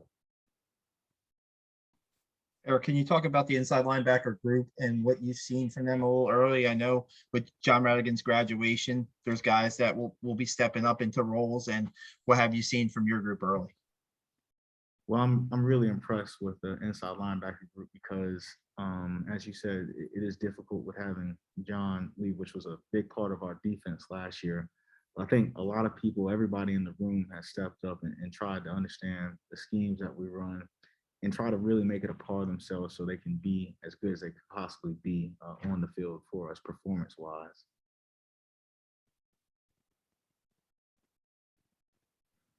Ken Kraetzer. Well, good afternoon, Erik and Nolan. Good to see you both. Maybe ask each of you to talk about how the defense matured last year with Coach Woody coming in, his influence, and how the team matured to be such an effective defense during the course of the last season. Yeah. Well, last year was a year that definitely matured. I know me personally, and it had to mature the team because we got back June 1st, and it made football a more personal experience, because in order to learn what we had to learn in order to be successful in our season, you really personally had to pay a lot of attention. We were learning our defense off of Zoom calls for the majority of the off season. And when we got back, it wasn't like the coaches could be on the field with us trying to install all this stuff because of the regular rules of the NCAA. So it was really on us as players to get an understanding of what this whole new defensive coaching staff was trying to install. And that was difficult, but it definitely added a lot of maturity to the team, which you can still see now today, just about how much people take it upon themselves to learn the defense. And it's a personal thing, not just it's a team effort, but it's also personal to people. Thank you. Nolan? I definitely agree with everything Erik just said. the way things were with COVID last year laid a lot of restrictions in our way and boundaries kind of to learn the defense, a new defense coordinator, and we really took it upon ourselves to ensure that everyone knew what they were doing so that we could be the best defense we could be. And I think on top of that, Coach Woody just does a great job of instilling a belief in us, and that motivates us to want to perform and to want to know our job so we can be the best at the end of the day. So. Very good. And maybe just to ask you both a little bit, I asked Coach Woody about, you see a lot of very good offensive teams that like to throw the ball in college football today. You're going to see a few of them certainly this year. How do you approach that when you've got very good athletes on the other side of the ball, especially a quarterback throwing the ball, wide receivers who are very fast? How do you approach that going into this year? It's just about getting more into the details. As I had mentioned, we got back here June 1st of last year to prepare for the season. So at that point in time, we needed to get the fundamentals of the game installed, which was a lot of the run. We did a good amount of work on the pass, but it wasn't as much detail. But coming back into this year with the easing of COVID restrictions, we got a lot more time to be together as a team. And we're trying to work on those details of the pass game, which will allow us to be more successful against these teams that we might see that might throw the ball a little bit more than teams we've seen in the past. Thank you. Exactly what Eric said. I think this year moving into, obviously I'm not on the back end of things. So just they're working a lot on expanding everything they had last year into the pass game. And then up front, we're working on everything we can do to help them out in the pass game. So whether that's getting pressure on the quarterback, to maintain it, keep them in the pocket, those sorts of things, knowing when to do what. And a lot of it just also comes down to the game plan and making sure everyone is tuned in every single week and just keeping the ball rolling. Very good. Thank you both. Thank you. Any follow-ups? Yes, if you don't mind. Cedrick and Marquel said a few minutes ago about having 4 defensive captains. I'm just curious because, traditionally you don't see defense stepping into offense as far as leadership and motivation, et cetera. How do you handle that delicate balance as far as addressing the offense, or do you really need the offense to have some, quote, unofficial captains? I would say Marquel hit very well, and we do have a team full of leaders. So there are a ton of guys in the offense, as Cedrick said, that are just as worthy of this position and are leading over there. And I'm confident that they're upholding the standards on the offense and pushing those guys daily. And as Marquel said, just on the defense, every chance we get on the field to compete with those guys, we're pushing them as much as we can. And then everything off the field, it's not like it's offensive defense. We're just one team. So those other things that we do as captains off the field, there's really just the team flows. So yeah, I 100% agree with Nolan. We as captains, we're in charge of holding the standard and kind of pushing the culture of the team, making sure that's upheld. But that's not taking away from any of the leadership abilities or capabilities of the other people on the team, especially on the offensive side of the ball. They are great leaders on that side of the ball, and they have expertise in that area. I for sure don't know everything that the quarterback does or the B-backs or the slot backs, but we have to trust them. And so far as we can see, they're doing a phenomenal job. It's just about trust. We're all, here together doing this thing together, and it's not just going to be us that's going to allow this team to be successful. It's going to be the people that surround us, and just so happens that we have great people around us. I also have an offensive question. Coach Monken and Coach Davis have both indicated that they're open to playing multiple quarterbacks in a game. As defensive people, for the most part, you guys faced one quarterback in games last year. Maybe there were some late replacements and such. But how challenging is it for you as defenders to all of a sudden have to face a new quarterback in a game? Well, it depends on the team. For a team like a triple option team, facing a different quarterback doesn't change as much because normally it's the same schemes. You might have one quarterback that's used to throwing more. It actually might clear some things up because certain teams might have a certain guy who they use for a certain thing in the offensive game. They might use one for pass and might use one for run. So that clears some things up when they make substitutions. But other than that, if you have teams that have pretty much similar personnel at the quarterback position, it might be confusing as to what they're trying to do by making that switch. But that's about it for that. So, I mean, since the coaches have prepped you well on the multiple quarterbacks, to you, you just say, they say, hey, it's quarterback B. This is what we do against them, right? Yes, sir. Thank you. All right, thanks, guys. You're good. Next up, we'll have Christian Anderson and Conor Bishop.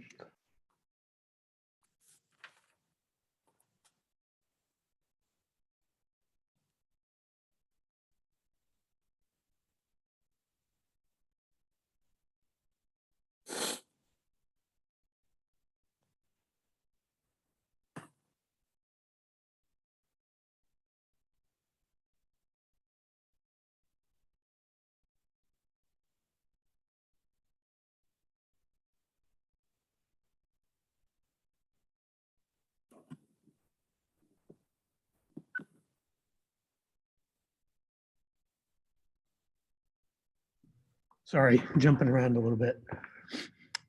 Sal, if you want to start us off. Hey, Christian and Connor, how are you? Good. How you doing, sir? How you doing? Good, good. Maybe Christian first. Christian, can you talk about, it seems like, yeah, there's competition at the quarterback position this preseason. There was in the spring too, but it seems like everybody's on the same page. Can you talk about maybe the camaraderie in the quarterback room and how it kind of translates to the field?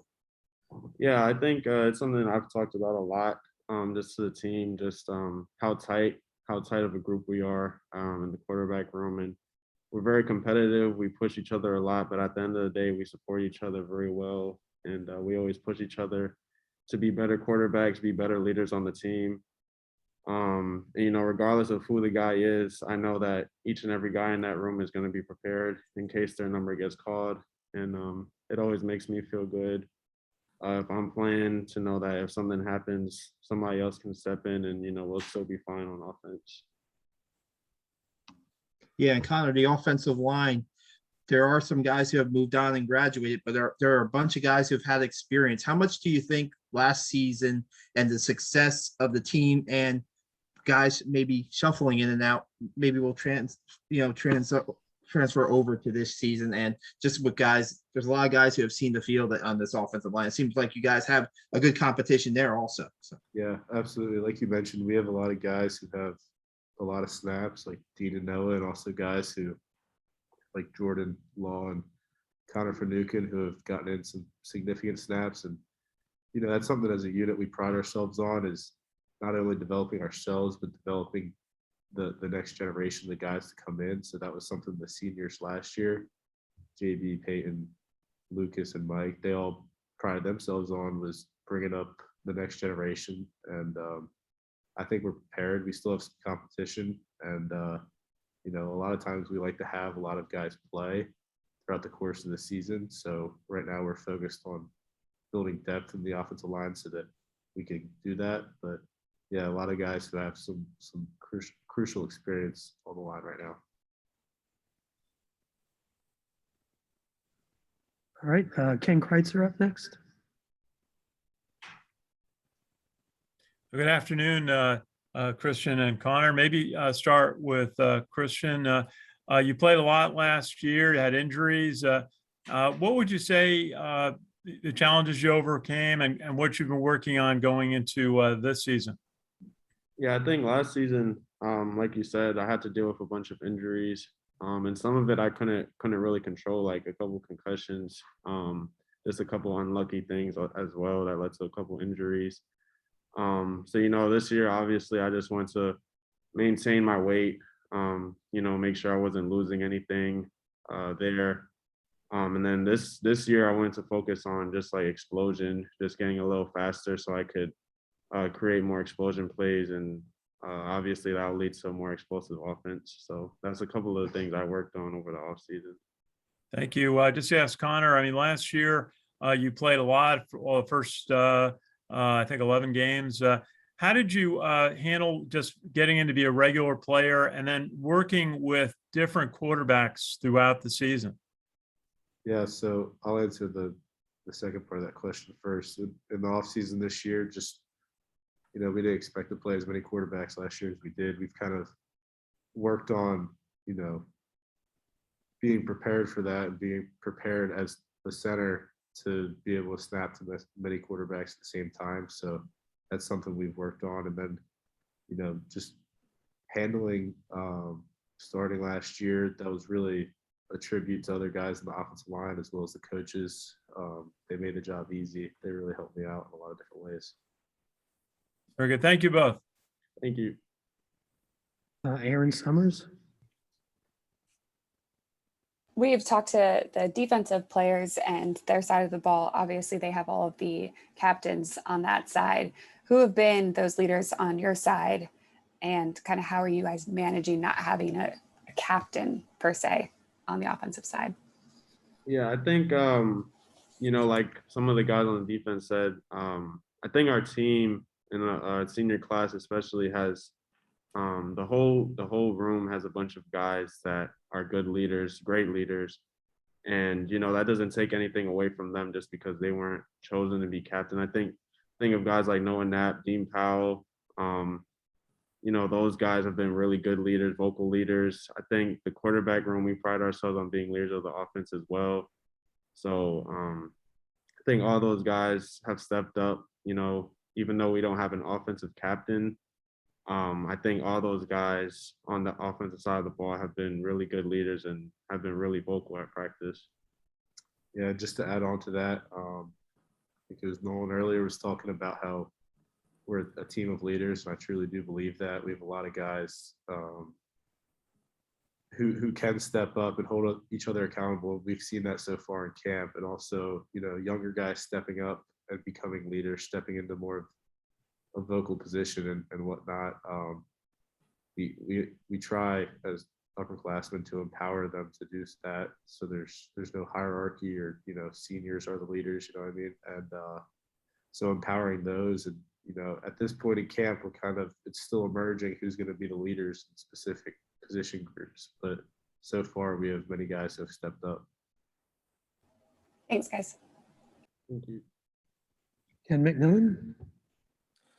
Connor, I want to ask you, as a center, is it your job to adapt to the quarterback, or is it the quarterback's job to adapt to the center? Yeah, I think that's the $1 million question. I'd say it's really it's a relationship where we have to work with each other. Last year, I started playing center with Christian, and he's very different than TT in terms of taking snaps, and Cade and guys like that. So it's something where, it really is almost like a relationship where you have to work both guys to kind of understand their needs and whatnot. So I wouldn't say it's one or the other as much as just kind of getting familiar with the other guy and whatnot. But is it kind of like getting used to relief pitchers in baseball? Every person's different, so you have to adapt to what Christian's doing, to what Tyre's doing, what Cade's doing. You have to know that in your mind as you're trying to do your job. So, I kind of hinted towards it earlier, but this offseason, we've worked to more standardizing that process across the board. So, hand placement, center stance and whatnot. Obviously, each guy just physically is going to be a little different. So not everybody's going to take the ball the exact same way. Not every center is going to snap it the exact same way, but we've worked to standardize it to the point where we can work from there. And Christian, in the same point, so you worked with Connor to start the season. Did you take snaps from Powell and Knapp as well? Yeah, every day we get snapped with all the centers. Even like right now, we're getting snapped with some of the freshmen just to feel out how all of them snap. And I think that's good work just in case, somebody goes down.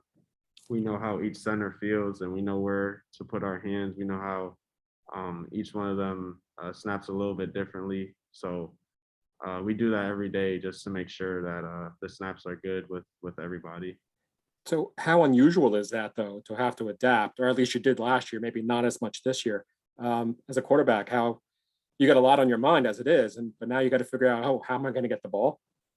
I mean, it's not that big of a difference between each guy where I'm really thinking about it that much. You know, if it is that big of a difference, then I'll probably tell the center, you know, how it feels to me, and then from there we could kind of change up like what's going on to make it feel a little bit similar to everybody else. But it usually isn't that big of a difference to the point where I'm like thinking about it before a play.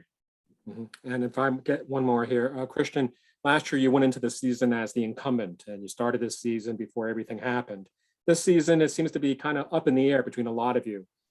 How are you adjusting to that? Because I'm sure you want to get the starting job or get as many snaps as possible.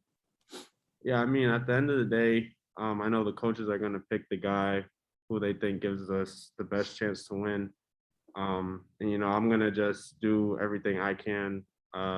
You know, I'm going to do what I can control, which is like my attitude, my effort every day in practice. And I'm going to do my job to execute the plays that I'm given. And I'm going to do that to the best of my ability and, you know, try to be the best leader I can be for the team. And after that, whatever the coaches feel is the best decision, I'll be fine with whatever decision they make at the end of the day. Thank you. John Kikis? Yeah, Christian, is this year any different? Is it different than last year, or is it the same with so many guys in the mix? I mean, it's the only difference I feel is that it's my last year. You know, it's my last year playing football for Army, and I know that, and I want to make sure I go out the way I want to, and all the rest of the seniors and the rest of the team has a great year and a year that we can remember. I think just having a bunch of guys that are capable of playing gives me a lot of reassurance, and I know that regardless what the situation is, whoever's leading the offense will have a great offense, which gives me a lot of confidence in the season.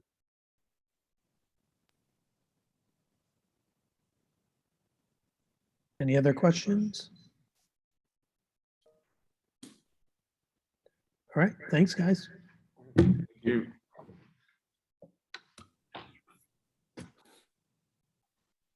All right, that's going to wrap up today. We will be back out at practice tomorrow and Thursday and Friday. Please reach out to me or Meg Ellis for requests for post-practice interviews. Have a good day, everybody. Thank you. Thanks, Matt.